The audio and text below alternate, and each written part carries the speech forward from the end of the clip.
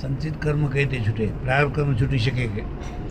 સંચિત કર્મ કઈ રીતે છૂટે ને પ્રારબ્ધ કર્મ છૂટી શકે કે?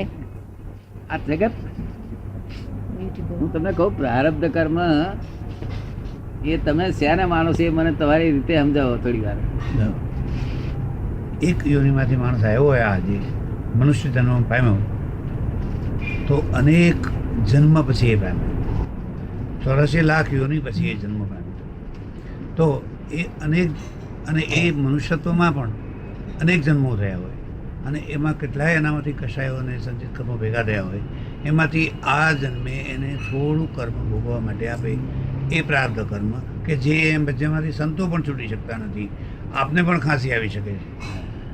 શું કહે છે? જે પ્રારબ્ધ કર્મ એવું કહે છે ને, પ્રારબ્ધની જોડે બીજું કઈ કર્મ છે ખરું ને? પુરુષાર્થ કર્મ હશે ને? સત્કર્મ, પુરુષાર્થ હશે ને કઈ? પુરુષાર્થ સત્કર્મ બંને હોય. છે ને પુરુષાર્થ કે છે આ લોકો? સત્કર્મ કરે. સત્કર્મ ને સત્કર્મ ને પુરુષાર્થ કે છે, દુષ્કર્મ ને પ્રારબ્ધ કે છે. દુષ્કર્મ ને કશાય બાંધે, કર્મ બાંધે. દુષ્કર્મ થી કશાય બાંધે, કર્મ બાંધે. ના, પણ પ્રારબ્ધ કોને કે છે? પ્રારબ્ધ તો આ યોનિમાં આવ્યા પછી, આ જીવ અને આ શરીર ધર્યા પછી આ શરીરને કંઈ પણ સારું નરસું ભોગવવાનું જે નિશ્ચિત અવસ્થા, એ પ્રારબ્ધ કર્મ નહીં. આ મનુષ્યનીમાં આયા પછી જે પણ જીવને સારું નરસું ભોગવવાનું નિશ્ચિત હોય એ પ્રારબ્ધ કર્મ. અને બીજું બધું બાકીના બધા ક્રિયમાણ કર્મ આપણે કરીએ તે ક્રિયમાણ કર્મ. સારું નરસું કરીએ એ પાછું બેંકમાં એ પ્રમાણે જમા થાય. બાકીના ક્રિયામાણ કર્મ, સારું નરસું કરીએ તેનું પાછું બેંકમાં જમા થાય. અને એવું છે, શું કર, આ બધી વાત જે છે ને, આ જે જગતમાં જે માન્યતાઓ છે એ પ્રારબ્ધ કર્મ ને પુરુષાર્થ કર્મ જે માન્યતાઓ છે એ શબ્દો સાચા છે, પણ સમજણ બીજી જગ્યાએ છે. કેવી છે? સમજણ મૂળ જગ્યાએ રહી. આપની પાસે આવવાનું પ્રયોજન મને થયું, મારામાં હૃદયમાં ભાવના થઈ, એ કોના આધારે થઈ? આપની પાસે આવવાનું મને ભાવના થઈ, પ્રયોજન થયું, એ શેના આધારે થયું? હા, એ છે તે, એ તમને જેને પ્રારબ્ધ કહો છો ને, તે પ્રારબ્ધના આધારે તમારી પાસે આ ભેગા થયા, જેને તમે પ્રારબ્ધ કહો છો તે. આ પણ પુરુષાર્થ એમાં કયો? આપ જે કહો એ હું ગ્રહણ કરવા પ્રયત્ન કરું, એ પુરુષાર્થ. આપ જે કહો તે હું ગ્રહણ કરવા પ્રયત્ન કરું, એ પુરુષાર્થ. હા, એ બરોબર છે. તમે ગ્રહણ કરવાનો પ્રયત્ન કરો તે પુરુષાર્થ, ને તમને ના ગ્રહણ કરવાનો પ્રયત્ન કરો તે શું કહેવાય? દુર્ભાગ્ય. દુર્ભાગ્ય. ના ના, પુરુષાર્થ ને દુર્ભાગ્ય બે જોડે ના હોય. પોઝિટિવ અને નેગેટિવ બધી પુરુષ તો ના, એ પુરુષાર્થ કહેવો છે, ના એ પુરુષાર્થ કહેવાય. જો ના ગ્રહણ પોઝિટિવ કરવાનું. પુરુષાર્થ. તમને હા, એ પોઝિટિવ પુરુષાર્થ ને નેગેટિવ પુરુષાર્થ. નેગેટિવ પુરુષાર્થ, બે પુરુષાર્થ જુદી જુદી. એક નેગેટિવ કાં તો પોઝિટિવ. એકમાં પૈસા કોઈને આપવા દાન કરવું, હા, બરોબર. બીજું લઈ લેવાય. બરોબર છે. બે વસ્તુ એટલે હું તમને controversial છે. તમને તમને રિયલી બતાવું. રિયલી આ જગતમાં જે માન્યતાઓ છે તે શું કે છે કે આ સવારનો ઉઠીને આ સ્વાધ્યાય કર્યા કરે છે, માટે આ પુરુષાર્થ કરી રહ્યો છે, અને આ સૂઈ રહ્યો છે, આળસુ છે, એટલે આમ પ્રારબ્ધિત છે. શું કે છે? એનું મન ક્યાં છે એના ઉપર આધાર. શું કે છે? એવું નહીં, એનું મન ચિત્ત ક્યાં છે એના ઉપર આધાર છે. હા, કામ કરે ને હવે કરે, રામનું નામ લે આ ના જે લે. આંખે દેખાય છે, હા. કોને સંભળાય છે, નાકે સંભળાય છે, જીભે ચખાય છે, એવું 5 ઇન્દ્રિયથી જે અનુભવમાં આવે છે, આ જગતમાં જે થઈ રહ્યું છે એ બધું પ્રારબ્ધ છે.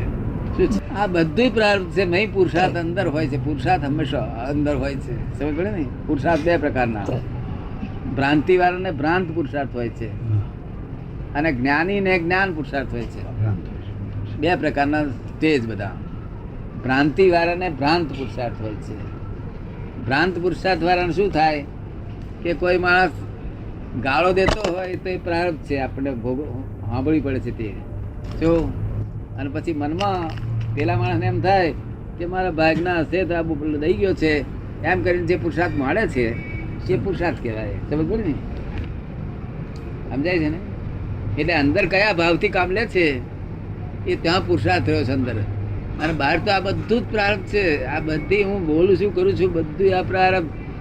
આ ખાય છે, પીવે છે, કોઈક વહેલો ઉઠ્યો તે પ્રારબ્ધ, ને કોઈ મોડો ઉઠ્યો તે પ્રારબ્ધ, બધું પ્રારબ્ધ છે. પુરુષાર્થ તો ખરો પુરુષાર્થ ક્યારે ઉત્પન્ન થાય કે જ્ઞાની પુરુષ બનાવે ત્યાર પછી પુરુષાર્થ. તો સુધી તો પ્રકૃતિના આધારે ચાલી રહ્યું છે.